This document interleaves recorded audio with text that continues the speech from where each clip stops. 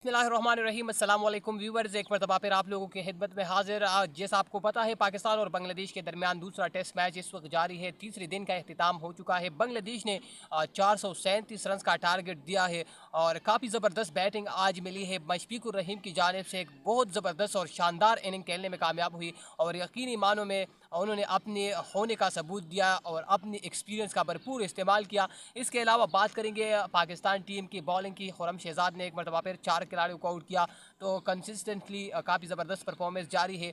मेरे साथ मौजूद है शुएब। और पाकिस्तान और बांग्लादेश के दरमियान जो दूसरा टेस्ट मैच इस वक्त जारी है, तो पाकिस्तान के लिए ये मैच जीतना कितना इंपॉर्टेंट है और 437 रन का टारगेट मिला है। तो आपके ख्याल में, आपके नज़र में ये टारगेट पाकिस्तान मतलब 437 रन कैसा, मतलब ये प्रेशर कैसा हैंडल करेगा? जी बिल्कुल दाऊद, 436 रन का जो बहुत ही बड़ा हदफ पाकिस्तान को मिला है। तो इससे पहले हमने पाकिस्तान के बैटिंग लाइन को देखा है। जैसे सिर्फ बाबर आजम के जो हमने 68 रन देखे हैं, उसके अलावा हमने किसी भी प्लेयर के कोई अच्छे रन नहीं देखे। तो यकीनन 436 रन्स का ये जो फिगर है, ये इतना बड़ा है कि बिल्कुल पाकिस्तान की जो टीम है अभी जो हमें नज़र आ रही है, तो काफ़ी मुश्किलात का सामना करना पड़ेगा पाकिस्तान को। और इससे अलावा मैं एक दूसरी बात भी ये करूँगा कि बांग्लादेश ने जो स्ट्रेटजी यूज़ की है यहाँ पर, कि लास्ट टाइम में जो पाकिस्तान को बैटिंग दी है, तो अगर आज पाकिस्तान उनको आउट भी ना कर देता तब भी कल पाकिस्तान को पहले सेशन में बांग्लादेश की टीम जो है वो बैटिंग दे देती थी, क्योंकि एक तो गेंद जो है वो न्यू हो जाता है। उसके अलावा हमने जितने भी सेशन देखे हैं इससे पहले, तमाम सेशन में स्टार्ट में जो है विकेट्स बॉलर्स को मिल चुकी हैं। तो इसी वजह से बांग्लादेश जो है उनकी स्ट्रेटजी पाकिस्तान के ख़िलाफ़ बहुत ही ज़बरदस्त है। और मैं ये तो नहीं कहूँगा कि वो कामयाब हो जाए अपनी स्ट्रेटजी में, बट उनकी जो स्ट्रेटजी है तो पाकिस्तान के ख़िलाफ़ बहुत ही शानदार है। आज हम बात करेंगे मशफीकुर रहीम ने जिस अंदाज से इनिंग्स के लिए 137 रन बनाए और काफ़ी ज़बरदस्त और ज़िम्मेदाराना इनिंग्स के लिए उनके साथ उनका भरपूर साथ दिया था लेटन दास ने। तो मशफीकुर रहीम के जो 137 रन है, क्या ये पाकिस्तान की खार की टर्निंग पॉइंट साबित हो सकती है या नहीं? जी बिल्कुल, मुशफिकुर रहीम की आप बात कर रहे हैं, तो मैं एक बात आपको बताना चाहता हूं कि जो हमारी टीम है पाकिस्तान की, तो उसमें जब एक विकेट गिर जाती है तो वो सिलसिला जो है वो जारी हो जाता है। तो अगर आज हम देखें तो मुशफिकुर रहीम चौथे नंबर पर खेलने आए, उसके बाद पाँचवीं जो विकेट गिर गई, उसके बाद लेटन दास उनके साथ बैटिंग के लिए खड़े हुए और वहाँ पर उन्होंने इतनी बड़ी पार्टनरशिप जनरेट की जो बांग्लादेश को 390 तक ले गई। जी। तो बैटिंग जो है वो काफ़ी तगड़ी थी आज मुशफिकुर रहीम के। उनके जो कवर ड्राइव्स थे क्लास के थे, उनकी शानदार बैटिंग ने बांग्लादेश को जीतने के लिए ये मैच बिल्कुल भी आसान कर दिया है। जी। हम बात करेंगे पाकिस्तान की बॉलिंग की। खुरम शहजाद और साजिद खान ने ज़बरदस्त बॉलिंग की। खुरम शहजाद ने 4 विकेट हासिल की, जबकि साजिद खान ने 3 खिलाड़ियों को आउट किया। आपके माइंड में पाकिस्तान जो है जल्द विकेट लेने चाहिए था, लेकिन थोड़ा सा उन्होंने देर कर दिया। तो इस हवाले से आप क्या कहेंगे? वरना मतलब इतना स्कोर नहीं बनता अगर पाकिस्तान की टीम जो है अच्छी बॉलिंग करती थी। मज़ीद खुरम शहजाद ने जिस अंदाज से बॉलिंग की, ये बात तो क्लियर है, खुरम शहजाद ने अच्छी परफॉर्मेंस दिखाई। पहले इनिंग्स में भी 4 आउट किया, इस इनिंग्स में भी उन्होंने 4 आउट किया। लेकिन मेरे ख्याल से जिस तरीके से ये विकेट बनी है, अमाद बट को चांस मिलना चाहिए था, क्योंकि एक बहुत ज़बरदस्त ऑलराउंडर है। डोमेस्टिक में हमने उनकी परफॉर्मेंस देखी है। तो इस हवाले से आप ज़रा हमारे व्यूवर्स को बताएं। जी बिल्कुल, साजिद खान की जो आपने बात की है, तो हमने पहले टेस्ट में भी देखा कि स्पिनर्स जो हैं उनकी कोई अच्छी कारकर्दगी हमें दिखाई नहीं दी पहले टेस्ट में भी। जी। और उसके बाद जो साजिद ये खान पहले टेस्ट टेस्ट में नहीं थी, रोमाना भी थी पहले टेस्ट स्पिनर हो में। हाँ। गए 10 कट गया था ना।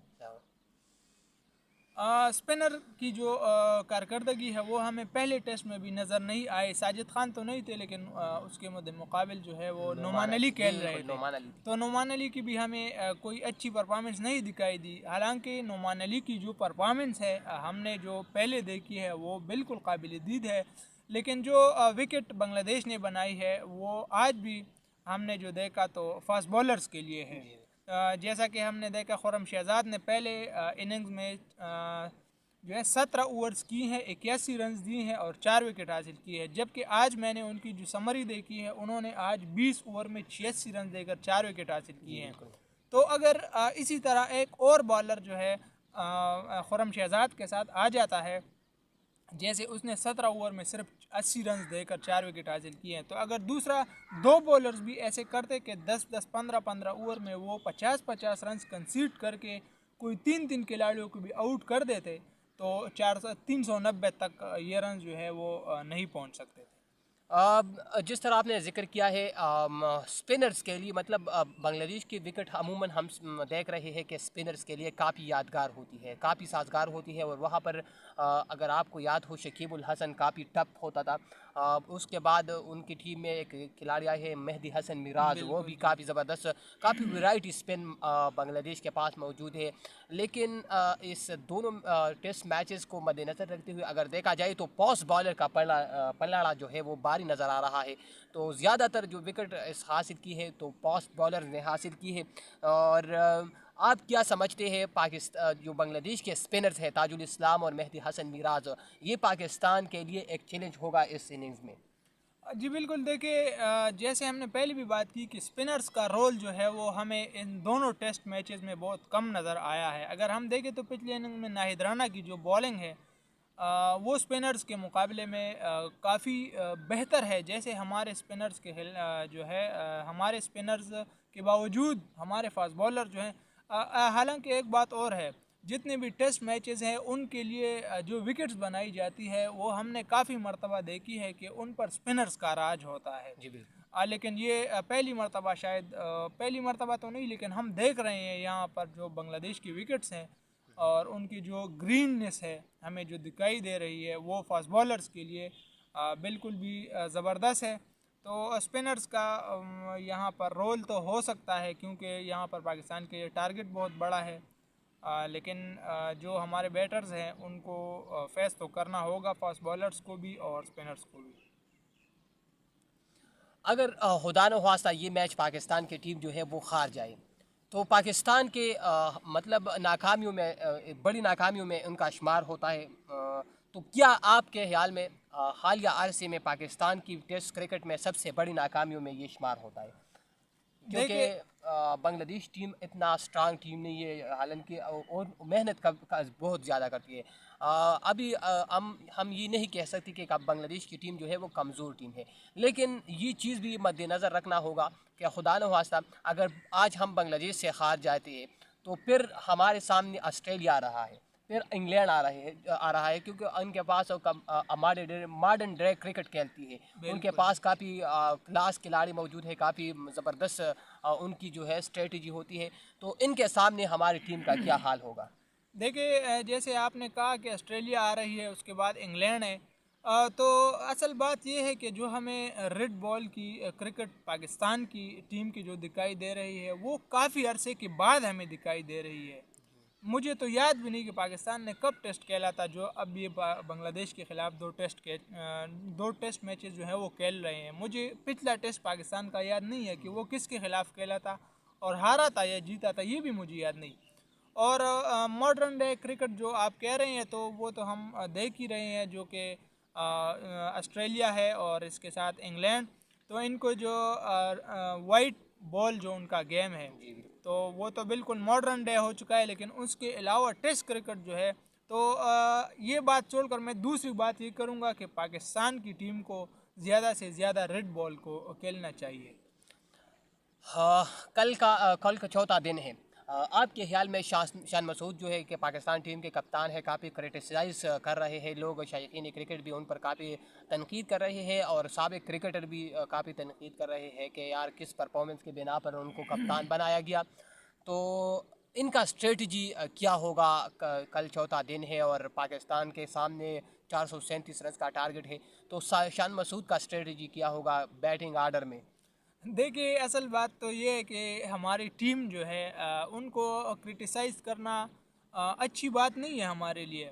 बट ये तो ज़रूर हम कहेंगे कि जिसको कहाँ पर खिलाना है, किस खिलाड़ी को कहाँ पर रखना है, किस खिलाड़ी को कहाँ पर यूज़ करना है, तो अगर मैं ऐसा कहूँ कि ये इनको नहीं आता तो शायद मैं गलत भी नहीं होऊंगा, लेकिन मुझे कहना भी नहीं चाहिए, क्योंकि जो हम देख रहे हैं हालिया जो हमारी टीम की परफॉर्मेंस है, तो कल मैंने एक पोस्ट देखी, कुछ फ़नी सा मुझे लगा, बल्कि फ़नी भी था कि बाबर आजम ने जब 50 बनाई तो एक पोस्ट किसी ने किया कि भाई 10 बहनों का एक भाई जो है वो कड़ा है। ठीक है, तो ये तो पोस्ट जो है ये फ़नी है, बट इसके पीछे जो सबक है हमें बिल्कुल। नज़र आ रहा है तो ये वाकई हमारी टीम के लिए बहुत ही अ, ये जो हमें मायूस नाकामी कुन, बिल्कुल जो हमें मायूस कुन। नाकामी दिख रही है, तो इसके लिए ये बहुत ही बड़ा जो है नुकसानदेह है। असल बात यह है, एक सवाल आपसे ये भी करूँगा कि अगर देखा जाए तो पाकिस्तान के जो सीनियर खिलाड़ी है वो इस तरीके से परफॉर्म नहीं करते जिस तरीके से उनको जाने जाते हैं परफॉर्मेंस के लिए। लेकिन जिसमें हम सऊद शकील की बात करूँ, छोटा डाउन जो लोग कह रहे हैं, छोटा डाउन का नाम दिया है, सऊद शकील से उस तरीके से परफॉर्म नहीं पाते। मोहम्मद रिजवान मुकम्मल तौर पर जो है वो फ्लॉप रहे हैं। सलमान अली आगा जो है वो भी इस तरीके से एक 50 उन्होंने ज़रूर बनाई थी, लेकिन जिस तरीके से सलमान अली आगा बैटिंग के लिए जाने जाते हैं, टेस्ट और वनडे में इनका रिकॉर्ड अगर देखा जाए तो बहुत ज़बरदस्त है। और शान मसूद जो कि कप्तान है, उनकी परफॉर्मेंस पर काफ़ी सवालिया निशान है। तो हम ये कह सकते हैं कि पाकिस्तान के मौजूदा पर खिलाड़ियों के जो सीनियर खिलाड़ी है उनको कैसा अपना रोल अदा करना होगा। देखिए, असल बात यह है कि इस ये जो पहला टेस्ट खेला गया तो इसमें हमें जो भी परफॉर्मेंस दिखाई दी वो हम सबको मालूम है जो पाकिस्तान टीम की परफॉर्मेंस है। लेकिन न्यूज़ जो हमें आ रही थी वो आ रही थी कि सऊद शकील की जगह बाबर आजम को खिलाया जाएगा।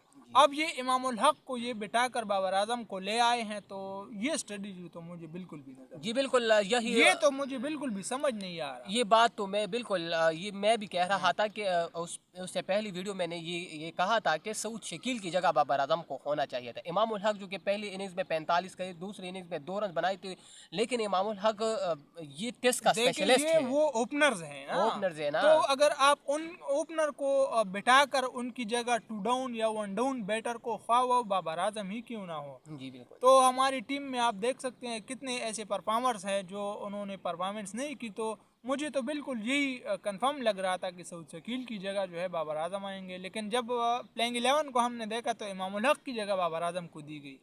तो ये स्ट्रेटजी तो बिल्कुल हमें जो है हम ये नहीं कह सकते कि ये कैसी स्ट्रेटजी है। जी बिल्कुल। लास्ट क्वेश्चन है आप है, कल का जो दिन है वो पाकिस्तानी बैटिंग के लिए, पाकिस्तान बैटिंग लाइन के लिए काफ़ी इम्पोर्टेंट है। तो आपके ख्याल में क्या पाकिस्तान ये मैच जो है वो ये जो रन्स उनके सामने है 437 ये चेस कर पाएगा? और मेरे ख्याल से ये एशियन कंडीशन में एक रिकॉर्ड चेस होगा। तो आपके ख्याल में क्या पाकिस्तान ये रन्स चेस कर पाएगा या बांग्लादेश देखिए प्रेशर देखिए आपने डालेगा? बहुत अच्छी बात की। पाकिस्तान की जो टीम है, तो इस पहले जो हालिया न्यूजीलैंड के ख़िलाफ़ पाकिस्तान की T20 जो सीरीज़ थी आपको याद होगा, 4 T20 के मैचेस थे जिसमें लास्ट मैच में हसन नवाज ने सेंचुरी मारी जी थी, जी बिल्कुल। अगर आपको याद होगा। तो उसमें 205 का टारगेट जो पाकिस्तान ने सिर्फ 16 ओवर में किया था। जी बिल्कुल।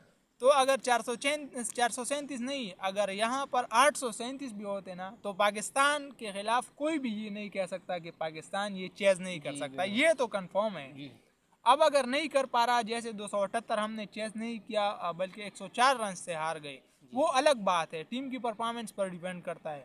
लेकिन 437 को नामुमकिन हम नहीं कह सकते, क्योंकि 2 दिन का जी जो बिल्कुल। टेस्ट बहुत क्रिकेट ही है, टेस्ट क्रिकेट है और 2 आपके दिन पास का इनके पास जो है टाइम है, यानी 190 180 ओवर जो है इनके पास रहते हैं। और तो इनको डिपेंड करना चाहिए, इनको अपने आप को मैनेज करना चाहिए, जी भाई। इनको अपने आप को मैनेज करना चाहिए। और बिल्कुल ये मैच पाकिस्तान को ज़बरदस्ती जीतना चाहिए। जैसे कि कंडीशन है बांग्लादेश की, बांग्लादेश को बांग्लादेश में हराना जो है मुश्किल है, लेकिन नामुमकिन तो नहीं।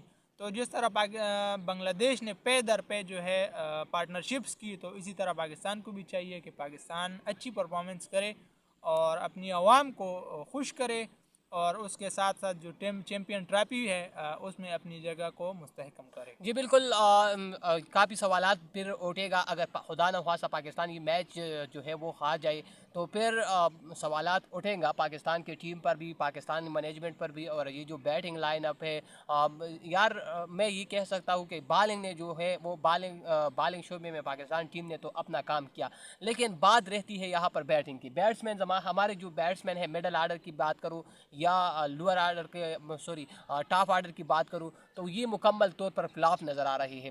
तो यहाँ पर हम यहाँ पर इजाज़त लेते हैं। और अगर आप चैनल पर नए हैं तो चैनल को सब्सक्राइब करना, वीडियो को लाइक करना और एक प्यारा सा कमेंट करना। आपके ख्याल में क्या पाकिस्तान ये मैच जीत पाएगा या नहीं? आपका क्या राय है कमेंट सेक्शन में ज़रूर बताएं। तब तक दिए इजाज़त, अल्लाह ने निगहबान।